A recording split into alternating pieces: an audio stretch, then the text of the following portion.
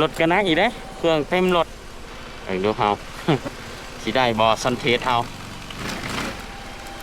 เป็นได้ซันเทสเฮาสิไหวบอ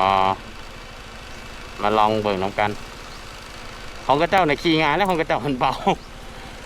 รถเฮามันหนักเบิ่งในคลิปมันอาจจะเบิ่งบ่ได้สั้นเด้อทุกคนแต่ว่าของแท้นี่มันสั้นแฮงกว่าที่เห็นนะบนทางก็จะเป็นทางแบบคุกขะนะทุกคนเป็นทางลุกลังทุกคนแล้วก็มีพวกหินแหลมโผล่ขึ้นมาตลอดทางเลยเฮ็ดให้การยึดเกาะของล้อค่อนข้างต่ำผู้ขับขี่เขาต้องได้ควบคุมทางคันเร่งและบาลานซ์ของรถให้แม่นในลักษณะเส้นทางแบบนี้เฮาอยากแนะนำให้ปิดระบบเบรก ABS ไว้ชั่วคราวเพื่อให้ล้อสามารถล็อกได้ในบางจังหวะจะช่วยให้เฮาสามารถควบคุมระยะเบรกได้ดีกว่ารวมถึงระบบ traction control เพื่อให้กำลังเครื่องจักรส่งไปหาล้อได้เต็มที่กว่าลดอาการตัดกำลังเฮ็ดให้เฮาสามารถไต่ขึ้นทางชันแบบนี้ได้ง่ายขึ้นแต่ว่าทั้ง2ระบบนี้เฮาก็ต้องใช้งานมันด้วยความเข้าใจนำได้ทุกคนเพราะมันเป็นการลดตัวส่วยจากระบบความปลอดภัยผู้ขับขี่เฮาก็ต้องมีทักษะในการควบคุมรถพอสมควรอยู่แล้วก็ต้องมีความเข้าใจในระบบนิดนึงและถ้ารถยิ่งเป็นช่วงล่างต่ำนี่บอกเลยว่ามีโอกาสสูงหลายที่หินจะกระแทกแต่ถามว่าโชคบอดี้นี่เรียกว่าเครื่องจักรแตกได้เลยเด้อทุกคนแต่ว่าซันเทส 368G คันนี้มีระยะหยุบโตค่อนข้างสูงกว่าบิ๊กสกูตเตอร์หลายๆคันจึงเพิ่มความมั่นใจในการลุยเส้นทางประมาณนี้ได้ดีในอีกระดับหนึ่งเลยบวกกับกำลังเครื่องจักรและกับบาลานซ์ของรถที่มันดีอยู่แล้วและก็บวกกับพื้นฐานการขับขี่อีกนิดนึงนี่ก็สามารถผ่านขึ้นทางนี้ได้แบบบ่ยากปานใดเด้อทุกคนแต่ว่าสำหรับใครที่เป็นมือใหม่หรือว่ายังบ่ชำนาญปานใดเนาะก็บ่